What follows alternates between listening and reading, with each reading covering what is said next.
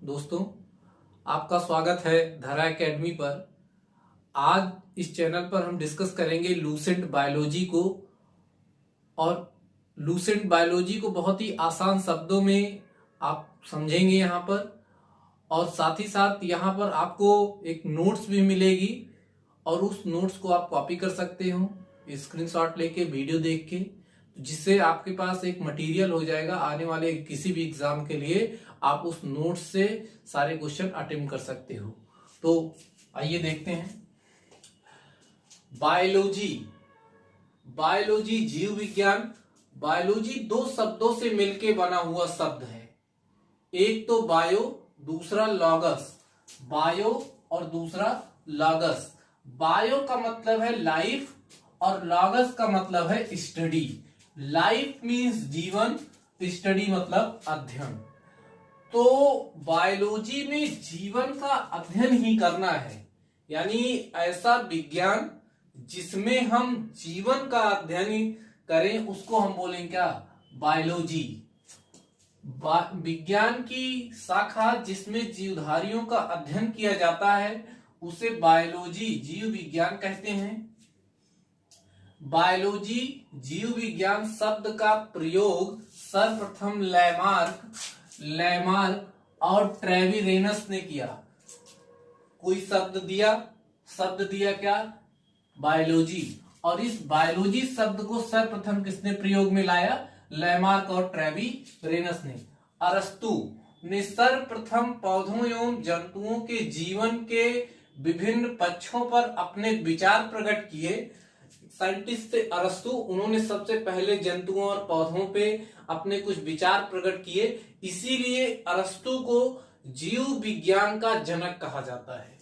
इसीलिए अरस्तु को जीव विज्ञान का जनक यानी फादर ऑफ बायोलॉजी कहते हैं। जीवधारी, अरस्तु ने जीवधारियों को दो समूहों में बांटा। एक जंतु समूह, दूसरा वनस्पति समूह। जंतु यानी कि जूलॉजी, स्टडी ऑफ एनिमल को हम कहेंगे जूलॉजी, और स्टडी ऑफ प्लांट को हम कहेंगे बॉटनी, यानी विज्ञान की वह शाखा या जीव विज्ञान की वह शाखा जिसमें हम जंतुओं का अध्ययन करते हैं उसे जंतु विज्ञान, और जीव विज्ञान की वह शाखा जिसमें हम वनस्पतियों का अध्ययन करते हैं उसे वनस्पति विज्ञान कहते हैं। तो जंतु विज्ञान के जनक भी कौन है? अरस्तु ही है। लेकिन वनस्पति विज्ञान के जनक कौन है? थियोफ्रेस्टस। काफी इंपॉर्टेंट है। यहां से दो चीजें आपको क्लियर करनी है। जीव विज्ञान यानी बायोलॉजी के जनक भी अरस्तु हैं और जंतु विज्ञान के भी जनक अरस्तु ही हैं।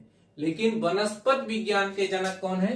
थियोफ्रेस्टस। बार बार एग्जाम में पूछ लिया जाता है। लिनियस ने अपनी पुस्तक सिस्टेमा नेचुरी में समस्त जीवधारियों को दो जगत में विभाजित किया। साइंटिस्ट थे लिनियस। लिनियस ने समस्त जीवधारियों को दो जगतों में बांटा। एक पादप जगत, दूसरा जंतु जगत। एक प्लांट किंगडम, दूसरा एनिमल किंगडम। लिनियस के अनुसार किसी जीवधारी का नाम लैटिन भाषा के दो शब्दों से मिलकर बनता है। लिनियस थे, इन्होंने बताया किसी भी जीवधारी का नाम लैटिन भाषा के दो शब्दों से मिलकर बना होगा। पहला शब्द होगा उसका वंश, दूसरा होगा जाति। जैसे हम अपना एग्जाम्पल लें, यानी किसी भी मानव का एग्जाम्पल लें, तो मानव का नाम क्या है? Homo sapiens. तो जो होमो है वो रिप्रेजेंट कर रहा है किसको? वो वंश को बता रहा है, होमो। और जो सैपियंस है वो किसको बता रहा है? जाति को। यहां से एक क्वेश्चन पूछा जाता है कि मानव का वर्तमान नाम क्या है? Homo sapiens. लिनियस द्वारा जो ये नई वर्गीकरण की इकाई दी गई, इसीलिए जो है इनको क्या कहते हैं? फादर ऑफ मॉडर्न टैक्सोनॉमी, यानी आधुनिक वर्गीकरण का पिता किसे कहते हैं? लिनियस को। बार बार पूछते हैं। साथ ही साथ लिनियस ने द्विनाम पद्धति, द्विनाम कौन कौन सी? वंश और जात। लीनियस ने द्विनाम पद्धति की शुरुआत की। मैंने बताया दो नाम मतलब वंश और जाति, किसी भी जीवधारी का दो नाम होगा, दो नामों से मिलकर उस जीवधारी का नाम बनेगा, एक वंश दूसरा जाति।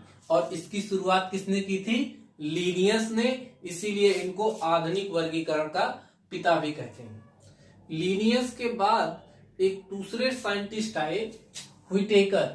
इन्होंने जीवधारियों का 5 जगत वर्गीकरण दिया। इन 5 जगतों में कौन कौन से जगत हैं? एक मोनेरा, दूसरा प्रोटिस्टा, तीसरा पादप, चौथा कवक, पांचवा जंतु।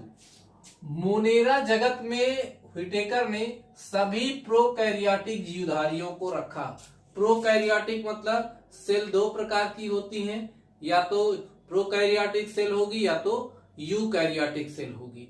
प्रोकैरियोटिक ऐसी सेल जिसमें सभी सेल ऑर्गेनेल्स अब्सेंट होंगे, यानी माइटोकॉन्ड्रिया नहीं होगा, एंडोप्लाज्मिक रेटिकुलम नहीं होगा, गाल्गी बॉडी नहीं होगा। तो अगर ऐसी सेल है तो उसको हम नाम देंगे प्रोकैरियोटिक सेल। और ये किसमें होगी? जीवाणुओं में, साइनोबैक्टीरिया में और आर्कीबैक्टीरिया में। और इन सभी को रखा गया कहां पर? मोनेरा में। प्रोटिस्टा में सभी एक कोशिकीय यूकैरियोटिक जीव रखे गए। यूकैरियोटिक सेल यानी कि ऐसी कोशिका जिसमें सभी सेल ऑर्गेनेल्स प्रेजेंट हो, माइटोकॉन्ड्रिया भी हो, एंडोप्लाज्मिक रेटिकुलम भी हो, गाल्गी बॉडी भी हो, क्लोरोप्लास्ट भी हो, सेंट्रियोल भी हो, सब हो, तो उस कोशिका को नाम देंगे यूकैरियोटिक। और इसमें एक कोशिकीय यूकैरियोटिक रखे गए, जिसका एग्जाम्पल है यूग्लिना। अब यूग्लिना एक अलग लक्षण प्रदर्शित करता है। अलग लक्षण क्या? जब सूर्य का प्रकाश होगा तो ये अपने भोजन का निर्माण करेंगे, इसलिए ये स्वपोषी हो गए। अगर सूर्य का प्रकाश इनको नहीं मिलता है तो ये परपोषी हो जाते हैं, यानी अपने भोजन के लिए किसी और पे आश्रित हो जाएंगे या किसी और से प्राप्त करेंगे। तो ये क्या हो गए? परपोषी हो गए। यानी यूग्लिना स्वपोषी और परपोषी दोनों के लक्षण प्रदर्शित करता है, इसीलिए इसको कहा जाता है कि यूग्लिना जंतु और पादप के बीच की कड़ी है। क्योंकि जो पादप हैं वो स्वपोषी होते हैं कवक को छोड़कर, और जो जंतु हैं वो परपोषी होते हैं पादप।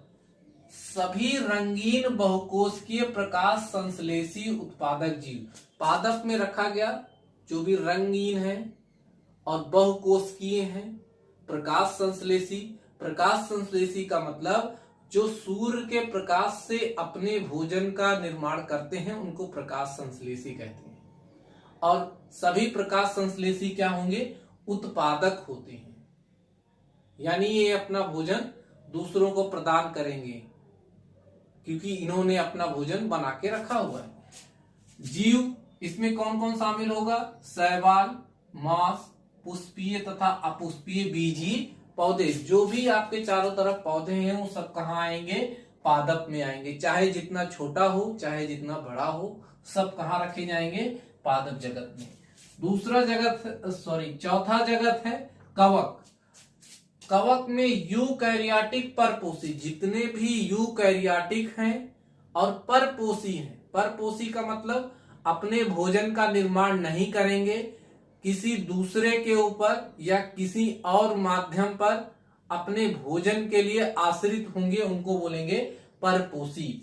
और इनमें जो पोषण होगा वो दो तरीके से, या तो ये मृतोपजीवी होंगे या तो परजीवी होंगे। मृतोपजीवी यानी ऐसे जीवधारी या ऐसा कवक जो अपना भोजन सड़े गले पदार्थों से प्राप्त करते हैं, उनको बोलेंगे मृतोपजीवी।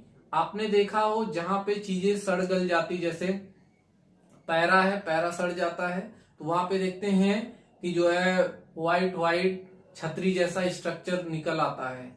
या फिर लकड़ी जहां सड़ जाती है, उस सड़े हुए सड़े हुए जगह पे एक छाते जैसा स्ट्रक्चर निकल आता है जिसको आप कुकुरमुत्ता बोलते हैं, या फिर मशरूम।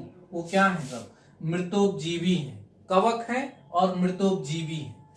दूसरा है परजीवी, यानी ऐसे कवक जो अपना भोजन किसी दूसरे जीवधारी से प्राप्त करते हैं, उनको बोलेंगे परजीवी।